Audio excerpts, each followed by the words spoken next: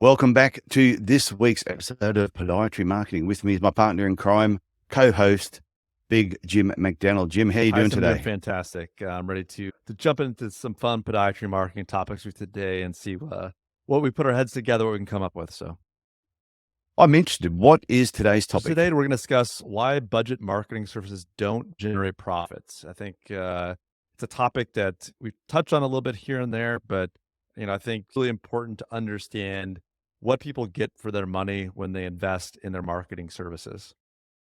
So were you going to call this Don't Be a Tight Ass? Is that, I wouldn't say being a tight ass. I think, when we go to podiatry school or we're in residency and we're, high and mighty doctors, in our scrubs, scrubbing in for yeah. cases, marketing feels like, another cost on the balance sheet. So I think as people get into private practice, they realize that's not the case. At the same time, And I think people need to realize too, I think you get what you give. So podiatrists who really try to skimp on marketing or cut corners and try and do things on the cheap are the same people that usually complain, oh, my patients are always after a discount. And I'm thinking because I think your marketing really represents who you are. So if you're handing out a photocopied sheet of paper that's been photocopied 4 or 5 times because you haven't been bothered going back and getting it redone properly or going back to the printer and printing something, I will just keep doing photocopies. To me, that reflects on your business. So if you try to be cheap, you attract cheap. So where should people start? What sort of things should they really be considering? I think it's first kind of for sure. Can I jump in for a sec? Can I just jump in? When you said if you're in a town and there mightn't be another podiatrist for miles around you, I still think it's really important to Build a moat. keep your level of standard. Yeah, because you don't know who's going to come into town eventually. And like when I moved to Cairns, there was one podiatrist here, 3-month waiting period to get in to see somebody, to see one of their podiatrists. I came in and just blew them away because they didn't do any marketing. They said, our clinic is built on our good reputation. And they're going, okay, well, mine's going to be built on marketing. And it was. I sold my clinic 6 years ago. The people that have taken it over just took their marketing back down to bare bones marketing. A new guy has come into town and he's got 3 clinics in town now, 8 podiatrists, and is kicking their butt. So to me, I think even if you don't have competitors, I always think you should still try and keep your stand up. Therefore, you're going to get better quality patients. So sorry for interrupting, Jim. I think it's like there's sometimes that when you're kind of out there by yourself, you don't necessarily feel that push, right? I think so.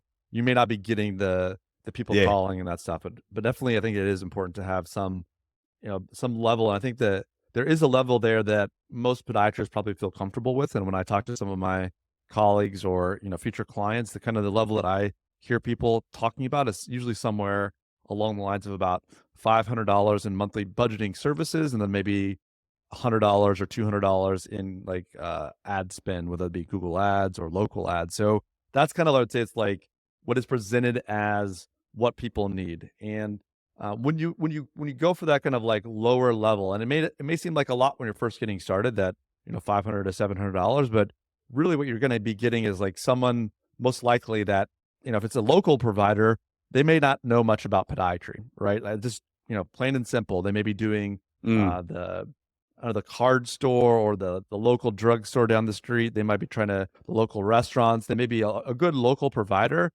but the amount of time and effort you're going to have to coach them up on podiatry and understanding what a bunionectomy is or what. Yeah. And that's the difference between when you're talking to somebody who knows what they're doing.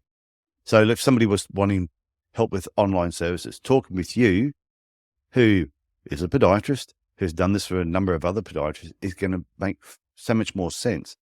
It's the same as if somebody, like I've bumped into people and they've gone, oh, I've been working with this marketing company. They're not doing, say, the online posting for them, but helping them work out a strategic plan for their podiatry clinic. And I go, okay. I go, so how many podiatrists have they worked with in the past? Oh, no, they've never worked with one. And you just go, so you have to spend so much time trying to educate them on what you do.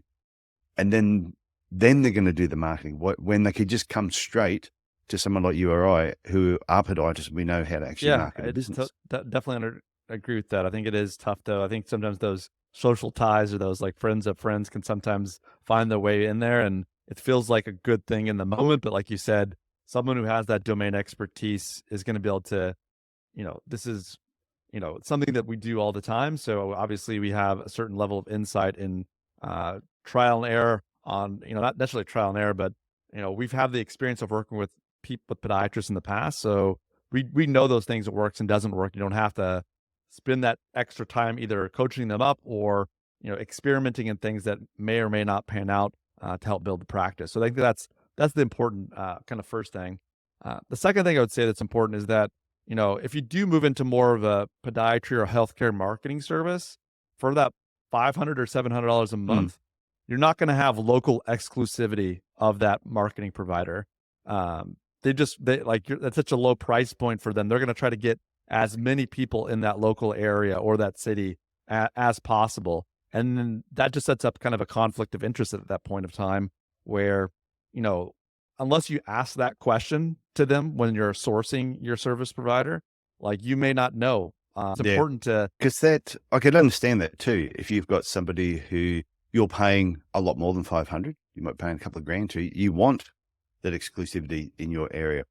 But if you've got a marketer, a local marketer, and they're dealing with 5 or 6 podiatrists who only want to pay minimum amount, bare bones sort of help, they need to have a number of them to actually make it worthwhile. Plus, I've seen it where there will be 3 or 4 podiatry clinics, and I can tell who they work with because everything that is posted for them, it's the same stuff. And it's so obvious that it's come from the same place. So they need to sort of mix it up for a little sure. bit. It's unfortunate there. I think that it's just like it's important to have these kind of hard conversations or ask these questions just so you know what you're getting yourself into. If you choose to like ignore that they're working with the clinic down the street or that's a possibility, that's up to you. But just realize that that is a possibility unless you ask that question and kind of have that due diligence about how that company or how that person operates. So what's next? I think they should also be looking as far as when people are coming hard at them with like a low price or something that is maybe just volume of patients, maybe not the type of patients, or we're going to get you 30 new patients this month or 50 new patients this month. When that's kind of the hook, generally they're not really focused on you and customizing your website to make sure that your online presence is something that is long-term value add and kind of gains momentum for you and for what you want to do in your practice. Because a lot of these folks will, or these agencies will sometimes make you a website that's kind of indistinguishable from any other clinic down the street. I've noticed a lot of those companies, it's more about churn and burn. Is they will make these claims, we'll get you 50 new patients next week. Here's John. John saw 200 new patients last month. I think, well, John must have been sitting on his ass the month before for him to be able to fit in 200 new patients. So they make all these big claims because I think they're also chasing the low-hanging fruit.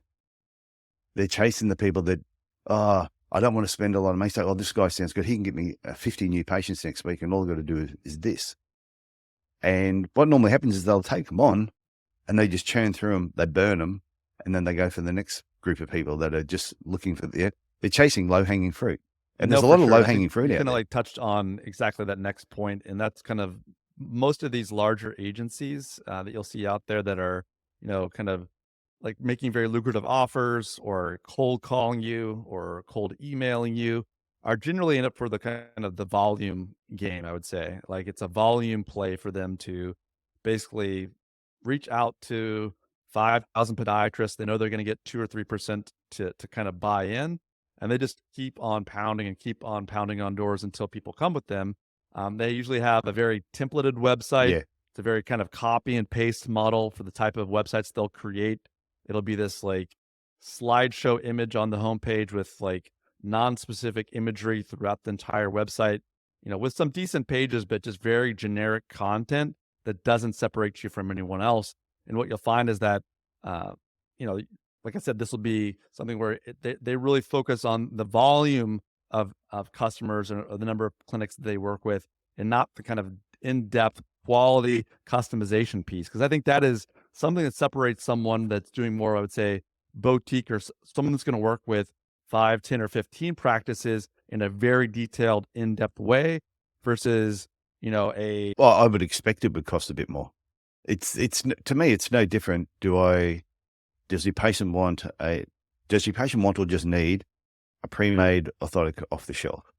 And are you the clinic that's all you give out? You just pump out these pre-made orthotics because you couldn't be bothered doing the hard work and learning more about, say, custom-made orthotics. And you're doing that purely because you might be a bit lazy. And I think marketers can be the same, but they're just pumping out pre-made templates on what your clinic needs without really finding out what does your clinic need. So going back to, I'm not bagging podiatrists that use pre-made orthotics or off-the-shelf orthotics, but if the person walks in without you even really digging deep into what was their problem, what have they come in with, and do you have a solution? It's just like, oh, here, just use this pre-made because it's easier.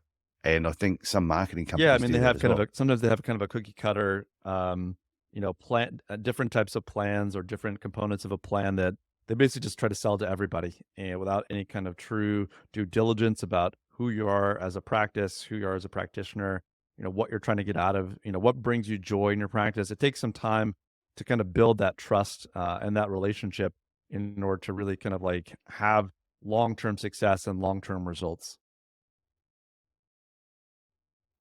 So what else should they be talking about or looking out for? Yeah, I think that being kind of the aware fifth of? point is kind of just be aware that there's kind of information asymmetry out there. And what I mean by that is that there's sometimes like I mentioned, there's like tough questions or hard conversations that, if you are going to work with someone, they should bring up to you in a straightforward manner. I think the most important thing that I will sometimes talk to my clients about is that, if you're just going to like spend $100 on Google Ads, for example, you're always going to feel like it doesn't work. And the reason that is that it has to have your Yeah. ad spend or the type of marketing you're doing has to kind of get above the noise or above this certain level of threshold before it really kind of hits and you start seeing that momentum and that traction. And it's not to spend thousands upon thousands of dollars, but you have to reach that certain threshold based on where your practice, what you're wanting to go after. There's different kinds of criteria to be aware of. But sometimes people will just tell you what you want to hear. They just say, "Oh yeah, we've had fantastic success with this $500 plan with everybody we use," or "Oh yeah, don't worry about it. Like $100 or $200 of Google Ads is just fine. That works for people." But there are these kind of like levels of asymmetry where you have to know. I mean, podiatrists know plantar fasciitis and how to treat patients and how to run a good office. A lot of them do. But these kind of like small little details or these things you don't know how Google Ads works, or you don't know like why should you spend $500 instead of 100 or 1,000 instead of 100. You don't intuitively know those things because you're not working in this every day. So that will sometimes, that's sometimes a weak spot or a blind spot that clinic owners have because not only does Google kind of hide it in some ways, but sometimes people that utilize Google Ads or marketing services know that you don't know those things. Yeah, I like the part then you said about trust as well, because it is, I think sometimes when people are thinking about getting someone to help them with their marketing, trust is a big part of it. And they want to, if I only spend a small amount, maybe I'll build trust up with them and I'll spend more later. Whereas they're going, if I spend too much, am I getting ripped off? Because I don't trust this person yet. So maybe they're coming into it with the mindset of I need to build trust, but at the same time, like you're not going to get reports. Like you might get a report from somebody. If you're only spending $500 a month, the report they give you might be a really detailed report, but I don't think they're going to explain it too much because they don't have the time because you haven't paid for the explanation. You've just paid for the results, and then it's up to you to determine whether it was good or not. I completely agree with you, and that dovetails right in, and that is the kind of realizing that these lower cost providers are set up for kind of what I call like the build and coast framework, meaning that, like you said, Tyson, maybe they may provide you some amazing automated reporting through a PDF that they email you at the end of the month, but are they going to take the time to really not only send you that report, but explain it to you in ways that you can understand and how it's benefiting your practice in a very straightforward way? I think it is one of those things that can be tough because paying for people's time can be expensive, but if you're getting results from it and it's really helping you customize your practice and the marketing approach you're taking to it that grows the practice in the direction you want to, it's definitely worth it. But in order to allow for time for this reporting and also for experimentation, right? Like we talked about a lot of that in the past, to give a marketer or a marketing service provider the chance to say, hey, I've analyzed some things. I think we have an opportunity here. I think we should try maybe a local Facebook campaign about plantar fasciitis or about ingrown toenails.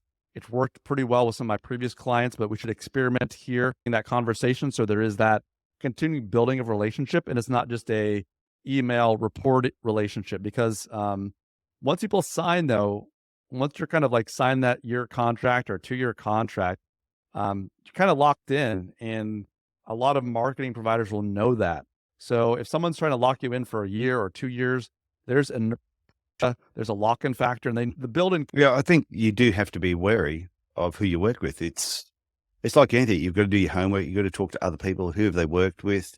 Who have they been happy with? Have they got the results? And it's not just a pretty report that you get at the end of the month. Because I talk to a lot of podiatrists, the amount they will tell me, oh, no, I get a really detailed report, and it tells me how many people went to this page and how many went to this. And I go, okay, how many phone calls did you get though? Based on what it was you were trying to promote that month or that quarter. And they go, oh, we've got a lot of people going to my website now. I go, well, how long are they staying there for? Are they staying there for a long period of time? Are they going to the pages you want? Or are they just turning up and going, and then basically leaving again? So I think it's important to have those conversations. I've been doing these like 3-hour brainstorming sessions with podiatrists, and they book in 3 hours, they pay for the 3 hours, and we might spend the whole 3 hours just on who is their ideal patient. And when we finish, and then that bases on what sort of marketing they want to do, then they can go and run off and they can come and talk with you, Jim, they can talk with their different marketing providers. But the amount that have finished that and gone, oh my God, I'm looking at my marketing. I've been looking at my marketing wrong. No wonder it hasn't been working, because they've gone straight to tactics without first going to strategy. And I think that people that go cheap are going for cheap tactics, not a long-term Well, I think it's also strategy. like I think that's a perfect example you talked about there. I think it is, they do jump to the tactics or strategy, but it also comes from a place where they feel like they have to do it, and they don't necessarily understand the benefits it can bring, right? So when you kind of go for low cost or something like, oh yes, like I'm going to check off the box. Yes, I need a website. Yes, I need maybe a Facebook page. Yes, I need a little bit of Google ads. Okay, I've done those things.